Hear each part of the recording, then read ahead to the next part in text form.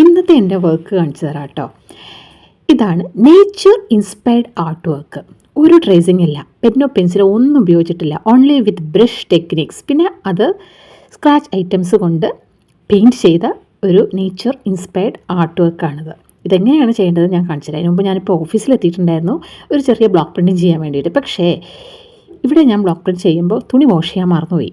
Washed ഫാബ്രിക്കാന്ന് വിചാരിച്ചെടുത്തിട്ട് block printing ചെയ്തപ്പോൾ block paint അതിൽ വീഴുന്നില്ല. ഇതൊരു മിസ്റ്റേക്കാണ്, നിങ്ങൾക്ക് കൂടെ ഷെയർ ചെയ്യാൻ വേണ്ടിയാണ്. പിന്നെ ഞാൻ ചെറിയ ചെറിയ അതർ വർക്ക്സ് ഒക്കെ ചെയ്ത് തിരിച്ച് ഞാൻ എൻ്റെ നേച്ചർ ഇൻസ്പയർഡ് ആർട്ട് വർക്കിലേക്ക് എത്തിക്കഴിഞ്ഞു. ഇനി ഞാൻ നിങ്ങൾക്ക് ഇത് ഓരോന്നായിട്ട് ഞാൻ ഇതെങ്ങനെയാണ് ചെയ്യേണ്ടതെന്ന് കാണിച്ചു തരാം കേട്ടോ.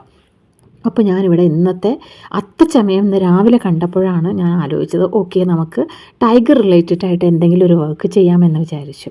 അപ്പോൾ അത്തച്ചമയത്തിൽ തുള്ളിക്കളിച്ച് പോകുന്ന ഒരു പുലിയെ ഞാൻ പിടിച്ചുകൊണ്ട് വന്ന് ഇവിടെ ഞാൻ ഒതുക്കി ഇരുത്തി വെച്ചിട്ടുണ്ട്. ഇനി ഞാനൊന്ന് കുറച്ച് വർക്കൊന്ന് ചെയ്യട്ടെ കേട്ടോ. അപ്പോൾ ഈ ഒരു ടൈഗർ എങ്ങനെയാണ് ഞാനിവിടെ പിടിച്ചിരുത്തിയിട്ട് ഞാനിങ്ങനെ ഈ ഒരു വർക്ക് ചെയ്തത് എന്നുള്ളത് ഞാനത് പിന്നെ കാണിച്ചു തരാം. അപ്പോൾ അതിന് മുമ്പ് എനിക്ക് പറയാനുള്ളത് എന്താണെന്ന് വെച്ച് കഴിഞ്ഞാൽ ഞാനിവിടെ യൂസ് ചെയ്യുന്നത് ജസ്റ്റ് ബ്രഷ് ടെക്നിക്സും പിന്നെ അതർ കുറച്ചൊരു സ്ക്രാച്ച്, അതായത് ബെസ്റ്റ് ഔട്ട് ഓഫ് വേസ്റ്റ് എന്നൊക്കെ പറയുമല്ലോ, അങ്ങനെയുള്ള സാധനങ്ങൾ കൊണ്ടൊക്കെയാണ് ഞാൻ ഇതിന് ഒരു ബാക്ക്ഗ്രൗണ്ട് കൊടുക്കാൻ പോകുന്നത്. അപ്പോൾ ഫസ്റ്റ് സാധാരണ നമ്മൾ എന്തെങ്കിലും വർക്ക് ചെയ്യുമ്പോൾ ഫസ്റ്റ് ബാക്ക്ഗ്രൗണ്ട് ചെയ്തിട്ടാണ് നമ്മൾ പിന്നെയാണ് ഫ്രണ്ടിലുള്ള വർക്കിലേക്ക് വരിക എന്നാണല്ലോ. പക്ഷേ ഞാനിവിടെ ഫസ്റ്റ് ഞാൻ പുലിനെ പിടിച്ചിരുത്തി, അതിന് ശേഷമാണ്, അല്ലെങ്കിൽ പുലി ഓടിപ്പോയാലോ അല്ലെങ്കിൽ ആ സമയമാകുമ്പോൾ കിട്ടിയില്ലെങ്കിലോ ബാക്ക്ഗ്രൗണ്ട് എല്ലാം ചെയ്ത് കഴിയുമ്പോഴത്തേക്കും നമുക്ക് പുലിയെ കിട്ടില്ല. അപ്പോൾ അതുകൊണ്ട് ഞാൻ പുലിനെ ഫസ്റ്റ് റെഡിയാക്കി സെറ്റ് ചെയ്ത് വെച്ചു. അതിന് ശേഷമാണ് ഞാൻ വർക്ക് ചെയ്യുന്നത്. അപ്പോൾ ഞാൻ പുലിനെയൊക്കെ ഒന്ന് പെയിൻറ്റിങ് എല്ലാം ചെയ്ത് അവിടെ സെറ്റാക്കി വെച്ചതിന് ശേഷം ഇത് നമ്മുടെ ബബിൾ റാപ്പാണ്, അറിയാമല്ലോ, എല്ലാവർക്കും കണ്ടാൽ മനസ്സിലാകും. നമ്മുടെ ഗിഫ്റ്റ് റാപ്പൊക്കെ ചെയ്യുന്ന ബബിൾ റാപ്പാണ്. അതൊന്ന് പൊട്ടിച്ചിട്ട് കട്ട് ചെയ്തിട്ട് ഞാൻ പെയിൻറ്റിൽ മുക്കിയിട്ട് ഇങ്ങനെ പ്രസ് ചെയ്ത് എടുക്കുകയാണ്. അപ്പോൾ നമുക്ക് ഫ്ലവേഴ്സ് കിട്ടും. അപ്പോൾ എന്തിനാണിത് കൈ കൊണ്ട് വരയ്ക്കാണ്ട് ഇങ്ങനെ ചെയ്യണമെന്ന് വെച്ച് കഴിഞ്ഞാൽ നമ്മൾ ഓയിൽ പെയിൻറ്റിംഗ് ഒക്കെ ചെയ്യില്ലേ ക്യാൻവാസിൽ, അപ്പോൾ ആ ഒരു ഇഫക്റ്റ് കിട്ടാൻ വേണ്ടിയിട്ടാണ് ഇങ്ങനെ ചെയ്യുന്നത്. ഇത് കുറച്ചൊരു റഫായിരിക്കും കാണാൻ വേണ്ടിയിട്ട്, നല്ലൊരു ഓർഗാനിക്കായിട്ട് തോന്നുകയും ചെയ്യട്ടെ. നമ്മളിങ്ങനെ ഒരു ഫ്രെയിമിൽ ഇങ്ങനെ അടച്ചു കെട്ടി ഭയങ്കര സ്ട്രിക്റ്റായിട്ട് വരച്ച് പെയിൻറ്റിങ് ചെയ്യുന്ന ആ ഒരു ടെൻഷൻ ഇതിന് വരുന്നില്ല. ഇത് നമ്മൾ ജസ്റ്റ് കാഷ്വലായിട്ട് നമുക്ക് എന്ത് തോന്നുന്നു ആ സമയത്ത്, അങ്ങനെ പ്രീ പ്ലാൻഡ് അല്ല എന്ന് തന്നെയാണ് ഇതിനെ പറയുക. അപ്പോൾ നമുക്ക് ഈ കാഷ്വലായിട്ട് ഞാനിങ്ങനെ ചെയ്തുകൊണ്ടിരിക്കുകയാണ്. എന്തൊക്കെയാണ് അപ്പോൾ തോന്നണമെന്ന് വെച്ചാൽ അതുപോലെ ചെയ്ത് കാണിക്കുകയാണ് കേട്ടോ. അപ്പോൾ ഇങ്ങനത്തെയൊക്കെ ഒരു തിക്കായിട്ടുള്ള ബ്രഷ്, അതായത് ഈ ബ്രഷൊക്കെ എന്ന് വെച്ച് കഴിഞ്ഞാൽ കുറേ കാലമായിട്ടുള്ള എൻ്റെ കയ്യിലുണ്ടായിരുന്ന ബ്രഷാണ്. ഇതൊന്നും ഞാൻ അങ്ങനെ യൂസ് ചെയ്യുന്നില്ല, കുറച്ച് ഡ്രൈ ബ്രഷസാണ് അതൊക്കെ.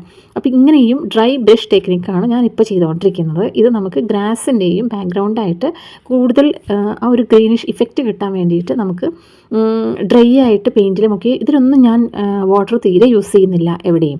വാട്ടർ കണ്ടൻറ്റ് ഇല്ലാതെയാണ് ഞാൻ ഈ ചെയ്തുകൊണ്ടിരിക്കുന്നത്. വാട്ടർ കണ്ടൻറ്റ് വരുമ്പോൾ ഞാനത് എടുത്ത് പറയാം. ഇതൊക്കെ ഞാൻ വാട്ടർ കണ്ടൻറ്റ് ഇല്ല. അപ്പോൾ ഇപ്പോൾ ഞാൻ ഗ്രീനായിട്ട് ഡ്രൈ ബ്രഷ് യൂസ് ചെയ്തതിന് ശേഷം യെല്ലോ കൊണ്ട് ഞാൻ അവിടെ ഇവിടെയൊക്കെ ആയിട്ട് ചെറിയൊരു ഹൈലൈറ്റ് കൊടുത്തിട്ടുണ്ട്.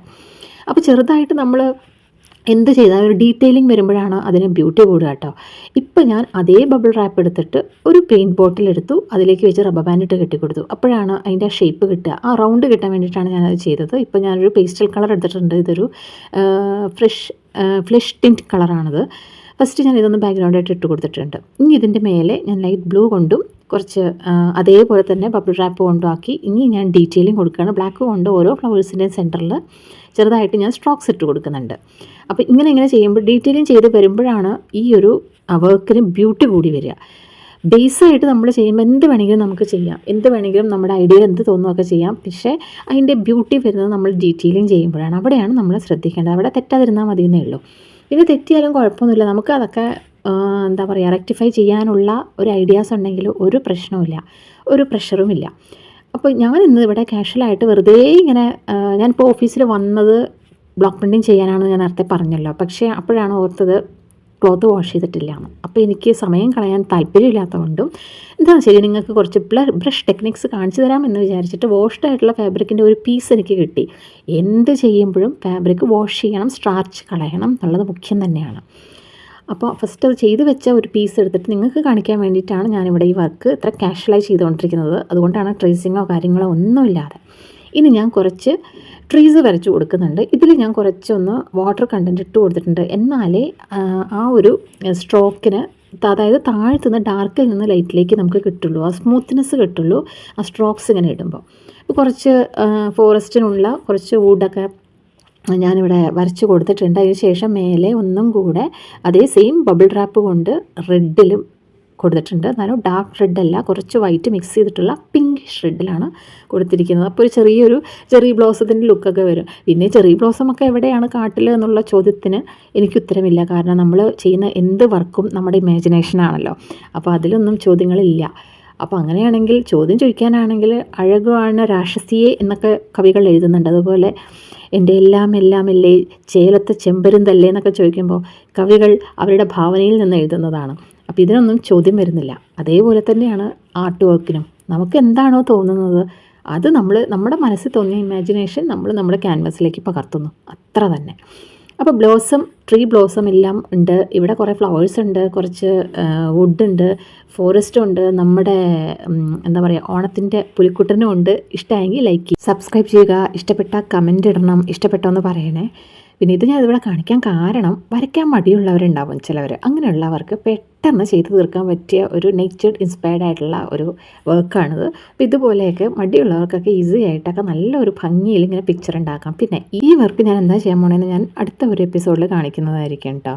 പിന്നെ വാഷ് ചെയ്യാൻ പറ്റും ഇത്, അതാണ് ഇതിൻ്റെ ഏറ്റവും വലിയൊരു പ്രത്യേകത. താങ്ക്